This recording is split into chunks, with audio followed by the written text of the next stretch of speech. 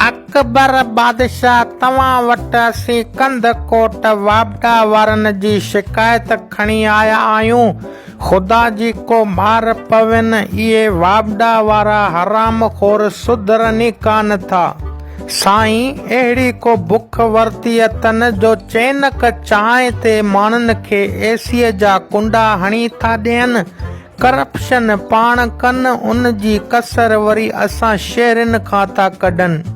साईं, कंध कोट में बिजली न हुजण जे करे मां पंहिंजे घर जा पखा, बल्ब, एयर कूलर सभु कबाड़ वारे खे विकिणी आयो आहियां। बिजली लभे ई नथी त हलायां छा में साईं।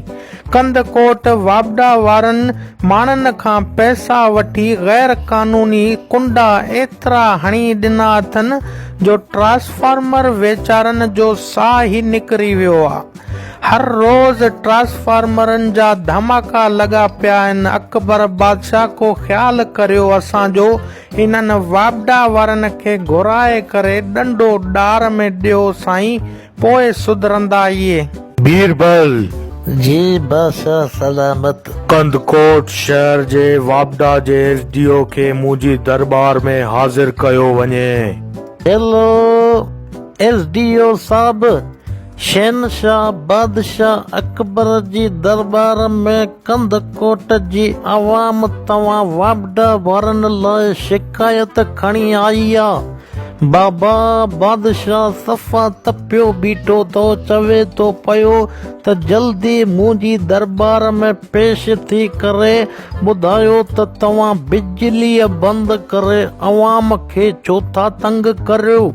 ऐं बादशाह जो इहो बि चवणु आहे त जेकॾहिं ॿीहर बिजली बंदि थी त मां पंहिंजा सिपाही मोकिले कंदकोट जी वाबडा ऑफिस मथां पादरनि जी बारिश कराईंदुसि। तव्हां वाबडा वारा एतिरा मोतबर थी विया आहियो बिले नमूनो।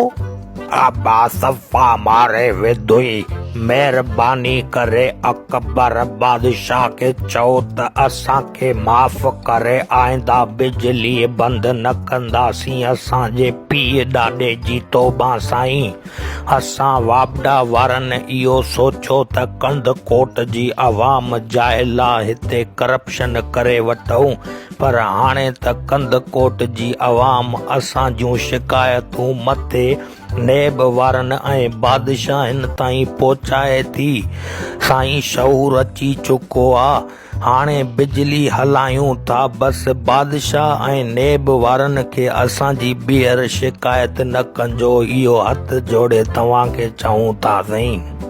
दोस्तो, वधीक वीडियोस ॾिसण लाइ फयाज़ मुग़ल नाले असांजे हिन फेसबुक पेज खे लाइक करियो ऐं हिन वीडियो खे वधि में वधि शेयर करियो।